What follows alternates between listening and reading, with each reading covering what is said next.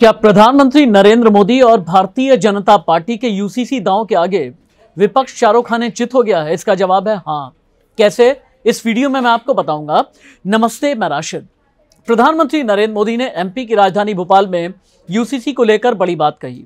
प्रधानमंत्री ने कहा, एक घर के अंदर दो कानून तो नहीं चलता ना। आप लोग खुद ही बताइए, क्या एक घर में दो कानून सही है? यानी प्रधानमंत्री ने सीधे तौर पर यह इंडिकेशन दे दिया कि देश में यूसीसी तो आकर के रहेगा। प्रधानमंत्री के इंडिकेशन के बाद अब सवाल यह पैदा होता है कि यूसीसी के खिलाफ कौन है और यूसीसी के साथ में कौन है। यूसीसी के खिलाफ जाने वाले दल JDU, RJD, Congress, AIMIM, Indian Union Muslim League, इस तरह के कई ऐसे दल, समाजवादी पार्टी, जिन्होंने यूसीसी का विरोध किया है। लेकिन कई ऐसे दल हैं जिन्होंने समर्थन भी किया है, विपक्ष में बैठे हैं, और कई ऐसे दल हैं जो अपनी न्यूट्रल पोजीशन पोस्चरिंग बना करके रखे हुए हैं। इनमें कौन है, यहीं पर आकर के पेच फंसा है। और मैंने जैसा शुरुआत में कहा, प्रधानमंत्री नरेंद्र मोदी के यूसीसी दांव में विपक्ष फंस करके रह गया। अब आम आदमी पार्टी को आप ले लें।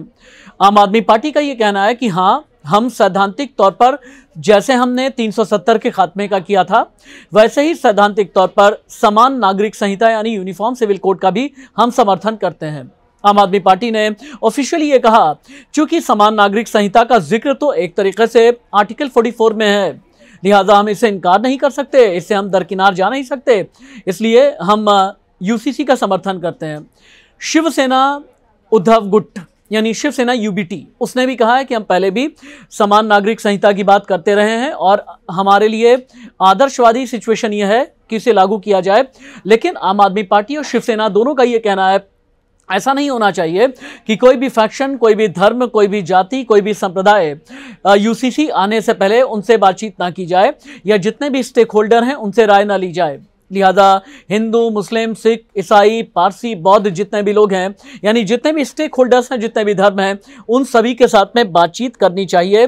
ये आम आदमी पार्टी और शिवसेना का मानना है, लेकिन ये दोनों ही यूसीसी का समर्थन कर रहे हैं।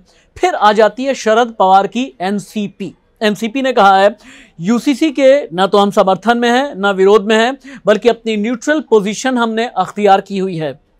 अब कई दल तो ऐसे हैं जिन जैसे कांग्रेस, समाजवादी पार्टी, डीएमके के बड़े नेता हैं टीकेएस एलंगोवन, उन्होंने भी कहा कि प्रधानमंत्री को बेरोजगारी पर बात करनी चाहिए, गरीबी पर बात करनी चाहिए। तो ऐसे में प्रधानमंत्री बात क्या कर रहे हैं? यूसीसी की बात कर रहे हैं।